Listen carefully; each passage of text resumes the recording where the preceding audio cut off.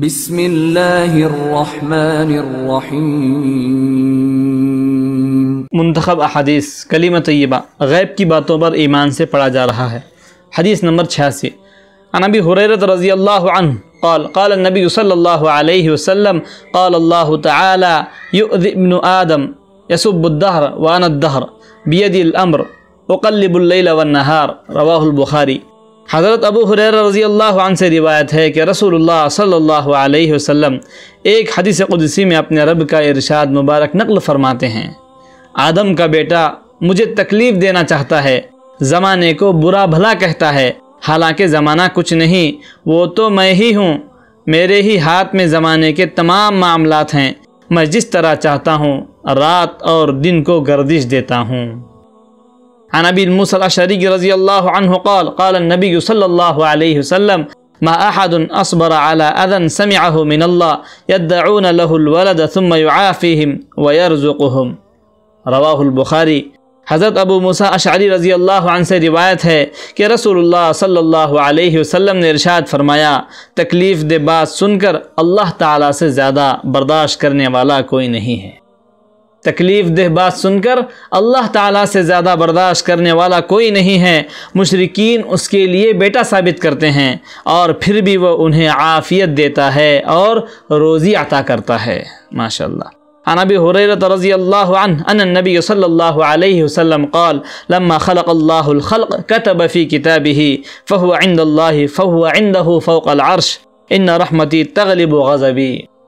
رواہ مسلم۔ حضرت ابو ہریرہ رضی اللہ عنہ روایت کرتے ہیں کہ رسول اللہ صلی اللہ علیہ وسلم نے ارشاد فرمایا، جب اللہ تعالیٰ نے مخلوق کو پیدا کیا تو لوح محفوظ میں یہ لکھ دیا، میری رحمت میرے غصے سے بڑی ہوئی ہے،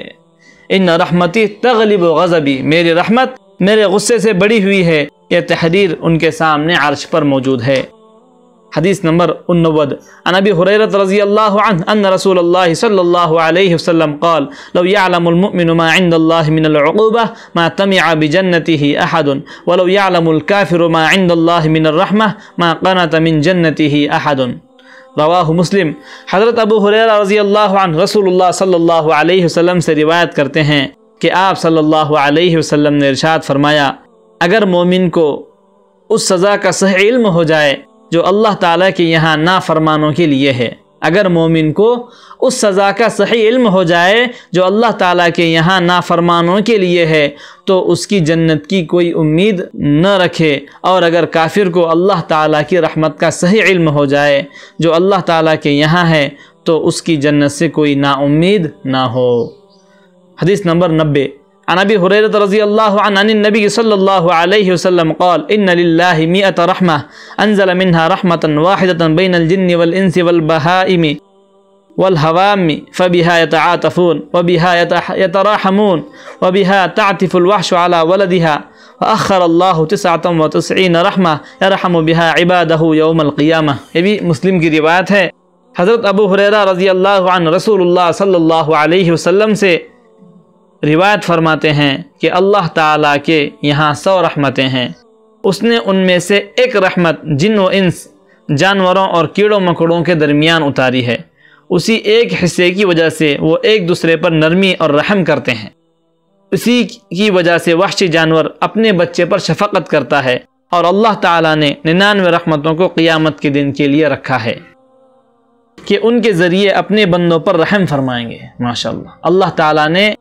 اپنے 99 رحمتوں کے حصے کو قیامت کے دن کے لیے رکھا ہے، سبحان اللہ۔ ایک روایت میں ہے کہ جب قیامت کا دن ہوگا تو اللہ تعالیٰ اپنے ان 99 رحمتوں کو